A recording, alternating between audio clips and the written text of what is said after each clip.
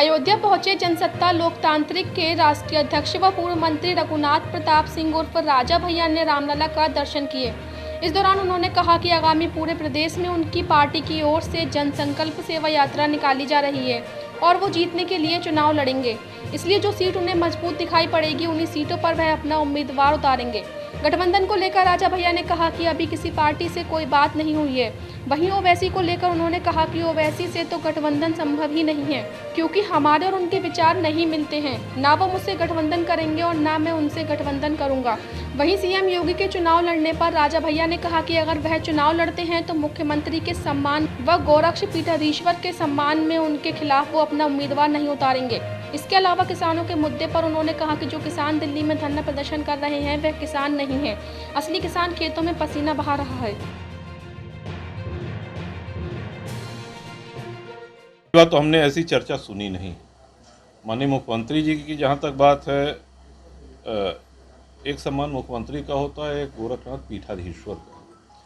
तो व्यक्तिगत योगी आदित्यनाथ जी गोरखनाथ पीठाधीश्वर है। हमारे परिवार की बहुत पहले से उस पीठ में आस्था है, तो ये तो अलग विषय हो गया। लेकिन वो चुनाव लड़ेंगे नहीं, जहाँ तक हमको जानकारी है। अब आपको किन स्रोतों से जानकारी हुई नहीं कह सकते। नहीं, हम बता रहे हैं ना, क्योंकि उनका कार्यकाल पूरा बचा हुआ है, अभी 5 वर्ष एमएलसी हैं उच्च सदन। अब आपका प्रश्न क्या है वो बताइए। तो हम अगर लड़ते हैं तो क्या उतारेंगे कभी उनके खिलाफ? नहीं, उनके खिलाफ कोई प्रत्याशी नहीं उतारेगी। देखिए, विपक्ष या दल के न होने के कारण भी ईमानदारी की समीक्षा की जा सकती है। विरोध करने के लिए विरोध ने, हाँ, सुधार की गुंजाइश है, बिल्कुल है।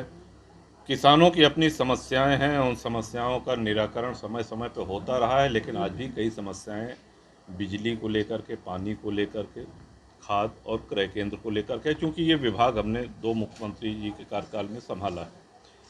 वो किसान जो दिल्ली बॉर्डर्स पे आपको धरना देते हुए महीनों से दिख रहे हैं, वो किसान नहीं। किसान अपने खेत में रह करके पसीना बहा रहा है, मेहनत कर रहा है, अन्न उपजा रहा है।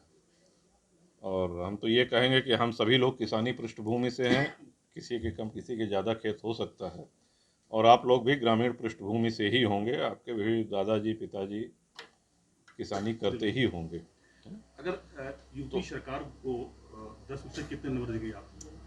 अगर यूपी सरकार को नंबर देना हो, नहीं, देखिए, तो कितने नंबर वो ये कोई गणित का प्रश्न नहीं है कि नंबर दें, कि मतलब ये नहीं दिया जा सकता है। कम से कम ये तो नहीं दिया जा सकता है। लेकिन हर सरकार ये मान के चलती है कि अपने तरफ से वो बढ़िया काम करता है। जनता ही परीक्षा लेती है। अब 2022 आने वाला है और हर सरकार में सुधार की गुंजाइश होती है, सुधार की।